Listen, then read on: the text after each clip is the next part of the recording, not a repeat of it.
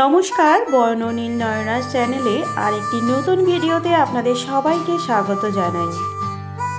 এই সবুজে ঘেরা পাহাড়ের কোল থেকে এই মনোরম দৃশ্যকে কিছুটা ক্যামেরাবন্দি করে নিয়ে চললাম শহরে জীবনের আবার ব্যস্ত জীবন কাটাতে।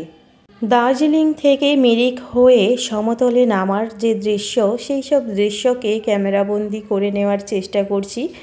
আরও এক বুক ফ্রেশ অক্সিজেন নিয়ে বাড়ি ফেরার চেষ্টা করছি। আবার কবে পাহাড়ে আসবো জানা নেই, কিন্তু এই অক্সিজেন, এই স্মৃতি সব কিছু নিয়ে বাড়ি ফেরার চেষ্টা করছি।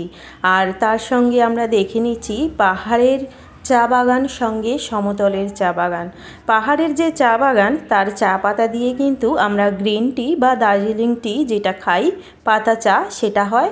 আর সমতলের যে চা বাগানটা আমরা পরবর্তীকালে দেখতে পাবো, সেই চা বাগানের চা পাতা দিয়ে কিন্তু সিটিসি চা পাতা তৈরি হয়। মানে দুধ চায়ের যে চা আমরা ব্যবহার করি, গুঁড়ো চা, সেই চা তৈরি হয় সমতলের চা পাতা দিয়ে।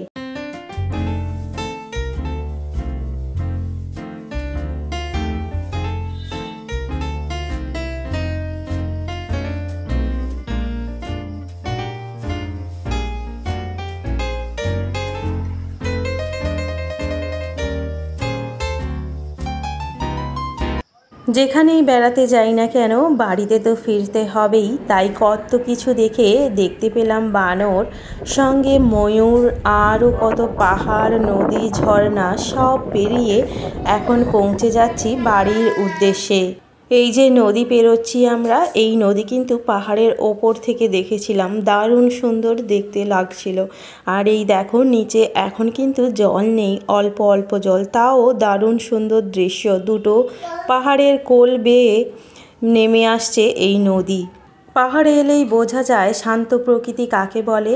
শহরের কোলাহল নেই, গাড়ি ঘোড়ার আওয়াজ নেই, শুধু শান্ত আর সবুজ আর সবুজ আর ঝিঁঝি পোকার ডাক।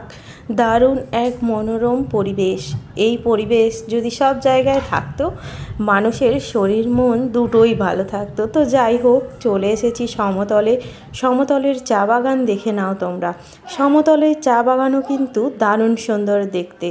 তাহলে আর কথা না বাড়িয়ে তোমরা দেখতে থাকো চা বাগান আর এই সবুজ রাস্তার দুদিকে আরও সুন্দর সুন্দর দৃশ্য।